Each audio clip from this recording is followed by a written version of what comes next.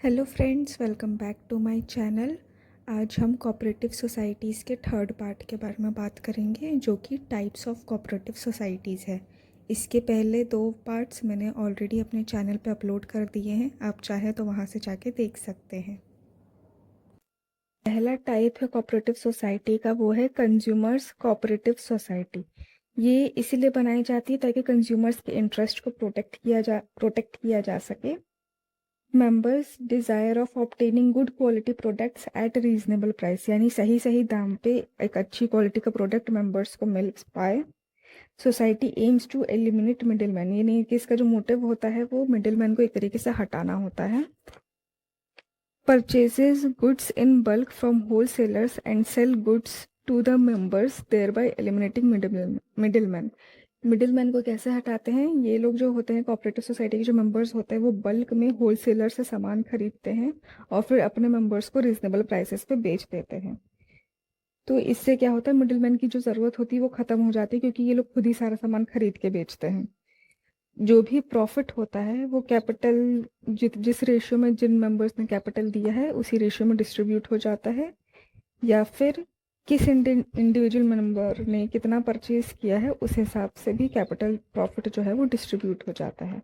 इसके एग्जांपल्स देख लेते हैं। अपना बाजार मुंबई इंडिया, सुपर बाजार दिल्ली इंडिया। तो ये दोनों जो है ये कंज्यूमर कोऑपरेटिव सोसाइटी के एग्जांपल्स है, और भी कई सारे एग्जांपल्स हैं, मैंने केवल यही दो दिए हैं। Now the next is producers cooperative society. ये सोसाइटी बनाई जाती है ताकि स्मॉल प्रोड्यूसर्स के इंटरेस्ट को प्रोटेक्ट किया जा सके। Members desires of procuring inputs for production of goods to meet the demands of consumers, यानी कंज्यूमर्स की जो भी डिमांड है उस अकॉर्डिंग गुड्स को प्रोड्यूस कर सके, और गुड्स प्रोड्यूस करने के लिए जो इनपुट्स है वो उनको सही सही तरीके से मिल सके। ये मेंबर की एक तरीके से एक डिमांड रहती है, डिज़ायर रहता है। Society aims to fight big capitalist and also enhance bargaining power of small producers, यानी इसका जो इस कोऑपरेटिव सोसाइटी का जो एम होता है वो बिग कैपिटलिस्ट के खिलाफ खड़े रहना होता है, मजबूती के साथ उनसे लड़ना होता है। It supplies raw materials, equipments and other inputs to the members and also buy their output for sale, यानी जो ये सोसाइटी है वो अपने मेंबर्स को रॉ मटेरियल्स, इक्विपमेंट्स और बाकी जो चीज़ें हैं वो सब देती है, और फिर साथ ही में जो उनके जो आउटपुट है उसको खरीदती भी है। जो प्रॉफिट्स होते हैं ये अगेन हर एक कोऑपरेटिव सोसाइटी में जितना भी कैपिटल कंट्रीब्यूशन जो मेंबर ने किया है उस हिसाब से प्रॉफिट्स जो होते हैं वो डिस्ट्रीब्यूट हो जाते हैं। इसका अगर हम एग्जाम्पल देखें तो पहला है IFFCO, Indian farmers fertilizer cooperative limited India. Second is Krishak Bharati cooperative limited India. तो ये दो एग्जांपल्स हो गए प्रोड्यूसर्स कोऑपरेटिव सोसाइटीज़ के। Now the third is marketing cooperative societies.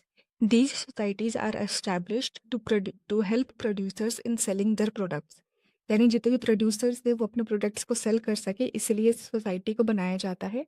Members consist of producers who wish to obtain reasonable prices for their output, यानी जो producer जो है वो जो भी आउटपुट प्रोड्यूस कर रहा है उसका उसे एक रीजनेबल प्राइस मिल सके, इसके लिए ये जो सोसाइटी है वो बनाई जा रही है, और जो मेंबर्स है वो इसीलिए सोसाइटी का पार्ट बने हैं।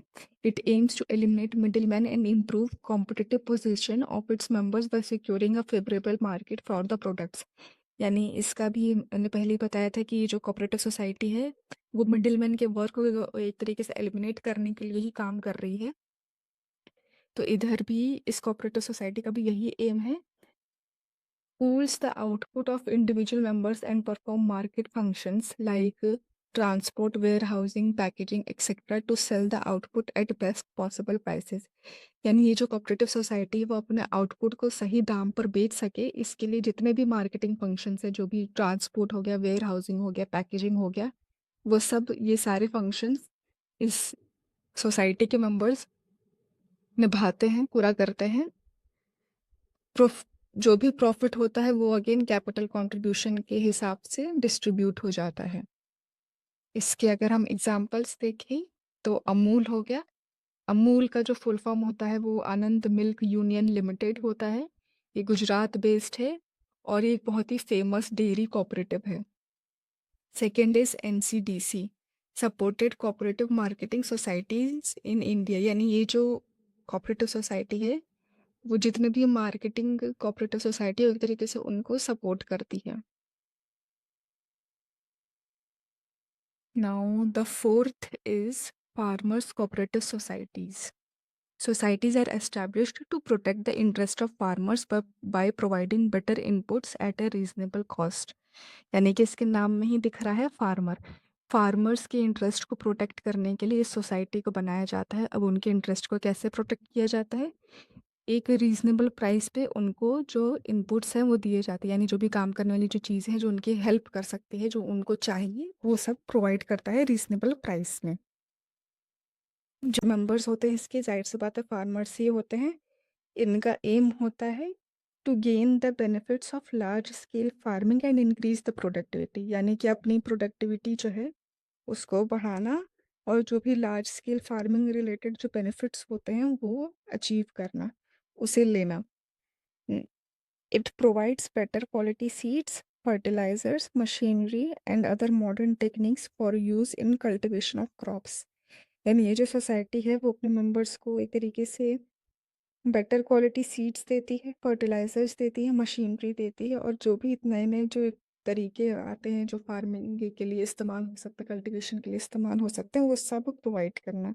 तो इससे क्या होता है, फार्मर्स को अच्छे रिटर्न्स मिलते हैं, उनका काम बढ़ता है, और जो भी प्रॉब्लम्स होती हैं फार्मर की फार्मिंग से रिलेटेड वो सब जो है वो ख़त्म हो जाती हैं। इसका अगर हम एग्जांपल देख लें तो इसका जो है पर केरला और पंजाब में कई सारी कोऑपरेटिव फार्मिंग सोसाइटीज़ एग्जिस्ट करती है जो हेल्प करती हैं, और भी कई कई राज्यों में होंगी, आप चाहे तो सर्च कर सकते हैं। Now the fifth type is credit cooperative societies. It is established for providing easy credit on reasonable terms to members, यानी इस सोसाइटी के जो मेंबर्स होते हैं वो उनको क्रेडिट रीजनेबल टर्म्स में मिल सके इसके लिए काम करते हैं। इसके जो मेंबर्स होते हैं वो इसीलिए इस सोसाइटी को ज्वाइन करते हैं ताकि उन्हें एक फाइनेंशियल हेल्प मिल सके लोन के फॉर्म में।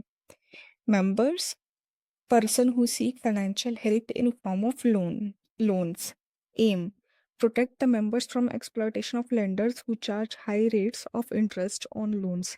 यानी जो लेंडर्स है वो बहुत ज़्यादा जब लोन देते हैं तो उस पर बहुत ज़्यादा रेट चार्ज करते हैं, इंटरेस्ट चार्ज करते हैं। तो इसीलिए मतलब जो उनका जो रेट ऑफ इंटरेस्ट होता है वो काफ़ी ज़्यादा हाई रहता है, तो उससे अपने आप को बचाने के लिए ये कोऑपरेटिव सोसाइटी काम करती है। It provides loans to members out of amounts collected as capital and deposits from members and charge low rates of interest। Cooperative housing societies. It was established to help people with limited income to construct houses at reasonable cost। यानी ये जो society होती है वो इसलिए बनाई गई है ताकि ऐसे लोग जिनकी इनकम बहुत कम है और उनको रहने में, कहीं घर खरीदने में कोई प्रॉब्लम हो रही है तो उनकी मदद की जा सके और एक रीज़नेबल प्राइसेस में उन्हें हाउस प्रोवाइड किया जा सके। Members people who are desirous of procuring residential accommodation at lower cost, यानी इसके डेफिनेशन में ही आ जाता है कि इसमें इस सोसाइटी के मेंबर्स वही होते हैं जिनको एक रीज़नेबल प्राइसेस में घर चाहिए होता है। Its aim is to solve housing problems of members by constructing houses and giving the option of paying in installments। members जो होते हैं वो घर खरीदने के बाद installments में मनी भी दे सकते हैं। provide construct flat or provide plots to members on which members themselves can construct the houses as per their choice। यानी ये सोसाइटी मेंबर्स को प्लॉट प्रोवाइड कर देती है या फ्लैट दे देती है या फिर जो ज़मीन देती है उस पर मेंबर्स अपने हिसाब से घर बना सके, ऐसी भी सुविधा ये सोसाइटी प्रोवाइड करती है अपने मेंबर्स को। अब इसके कुछ एग्जांपल्स देख लेते हैं। Delhi cooperative housing societies, Maharashtra cooperative housing societies. तो ये सब कुछ एग्जांपल्स हैं। यहाँ हमने कोऑपरेटिव सोसाइटी के सारे फीचर्स, मेरिट्स, डीमेरिट्स और टाइप्स देख लिए हैं। अगर आपने इस वीडियो से कुछ भी सीखा हो तो प्लीज़ लाइक कीजिएगा, शेयर कीजिएगा एंड सब्सक्राइब ज़रूर कीजिएगा मेरे चैनल को। Thanks for watching.